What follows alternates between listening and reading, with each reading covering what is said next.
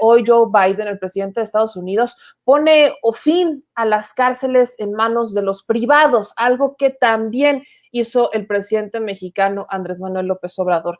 Casualidad, coincidencia, unión del destino, no sé, pero mi querida Lina Duarte, buenas noches. Hola, ¿qué tal, Meme? Así es, pues el día de hoy fue un gran paso, pero vamos a poner los claroscuros, claro está, en esta decisión que toma bajo una orden ejecutiva titulada Orden Ejecutiva sobre la reforma de nuestro sistema de encarcelamiento para eliminar el uso de instalaciones de detención criminal de operación privada. Como lo comentas, pues prácticamente algo que puso mucho énfasis la administración de Donald Trump fue ceder estas obligaciones del Estado en materia de las cárceles específicamente, ponerlas en manos privadas. Pues bueno, ahora a través de esta orden ejecutiva, la administración de Joe Biden lo que busca es acabar con este modelo y poner y dar un paso atrás, digamos, en ese sentido. Sin embargo, bueno, insisto, vamos a los claroscuros. En esta orden ejecutiva se hace una suerte de panorama hacia dónde va esta o por qué se está tratando de implementar y señala que son más de 2 millones las personas que se encuentran presas en Estados Unidos, la mayoría de ellas personas negras, personas de color, que es como la traducción, digamos, del inglés, como le dicen, personas de color, y dice que buscará dar prioridad a la rehabilitación y a la redención de quienes ingresan a la cárcel y también la reinserción dentro de la sociedad. Es decir, la Procuraduría General ya no renovará estos contratos con estos contratos privados para ser el Estado, el gobierno de México, perdón, el gobierno de Estados Unidos, quien tenga control sobre el sistema penitenciario. La gente muchas veces se pregunta por qué habla de Estados Unidos. Bueno, ahí les va esos acentos en la I, en donde le están poniendo sobre todo organizaciones migratorias. Y es que esta medida, esta orden ejecutiva, aplicaría para los centros que están regulados por el mismo Departamento de Justicia, pero no necesariamente por el Departamento de Seguridad Nacional, que es aquel en donde se incluyen los centros de detención de inmigrantes operados de forma privada.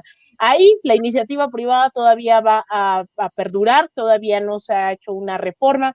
Estos centros de detención que justamente no comenzaron durante la era de Donald Trump, sino justamente con la de Barack Obama, estas imágenes que hemos visto durante los últimos meses de separación de familias, que ellos les llaman incluso cajas y que ha habido un movimiento bastante fuerte, incluso de movimiento de descendientes de la comunidad judía, en donde equiparaban en su momento estas atrocidades de la administración de Donald Trump que comenzaron con Barack Obama, con los centros de concentración nazis. Entonces, ahí todavía no ha llegado esta serie de reformas migratorias, estas órdenes ejecutivas del sistema penitenciario, de algo que, bueno, es bastante importante considerando que Estados Unidos tiene uno de cada 10 a escala global. Estamos hablando de tasas brutales en donde se ha registrado violación de derechos humanos, en donde es la materialización también de este racismo institucional que no solamente tiene que ver con la brutalidad policial,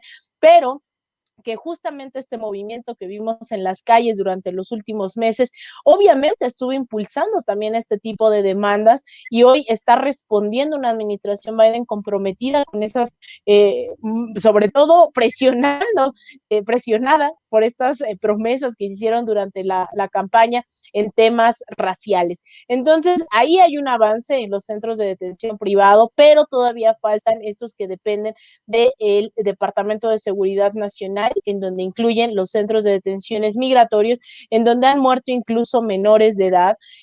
No hay que minimizar este tipo de centros de detención, en donde aún con una pandemia de por medio se ha negado a cerrarlos, se ha negado a poner bajo libertad o continuar procesos en libertad.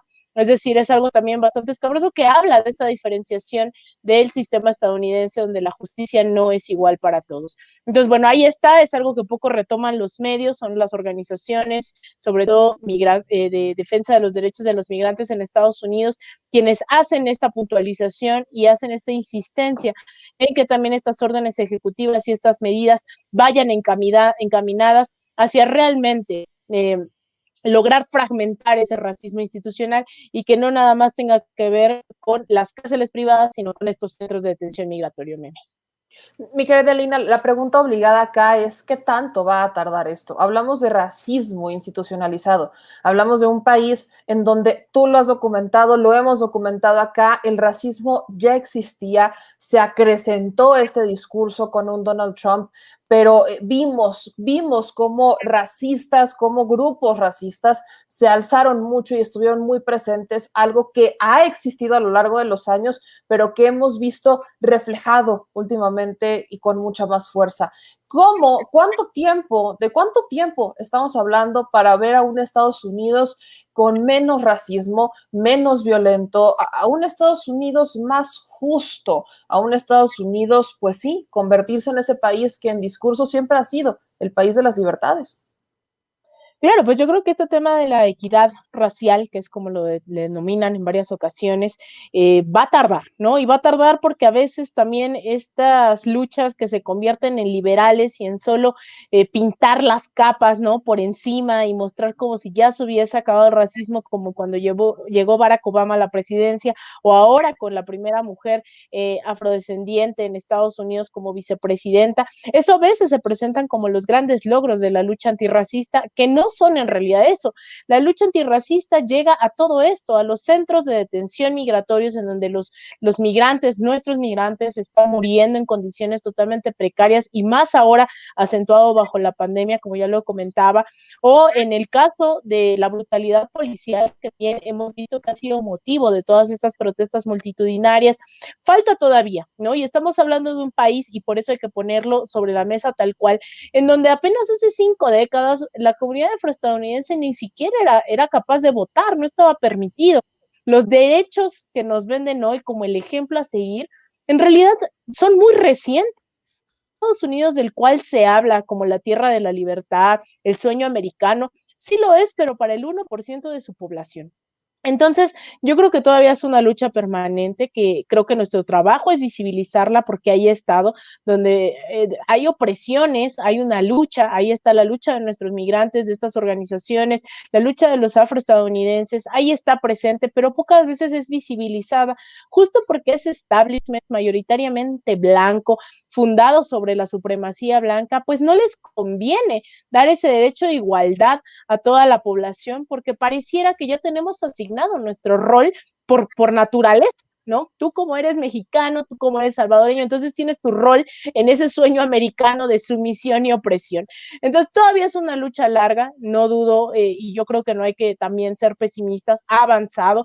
Claro está esto, este tipo de órdenes ejecutivas no es porque sean bondadosos, sino porque hay una presión real, una lucha histórica que está de por medio, pero bueno, ahí va avanzando, tarde pero seguro, y yo creo que se abren muchas puertas, ¿no? Hoy en Estados Unidos, sobre todo para comprometer a un presidente que dijo que iba a dar resolución a este tipo de demandas.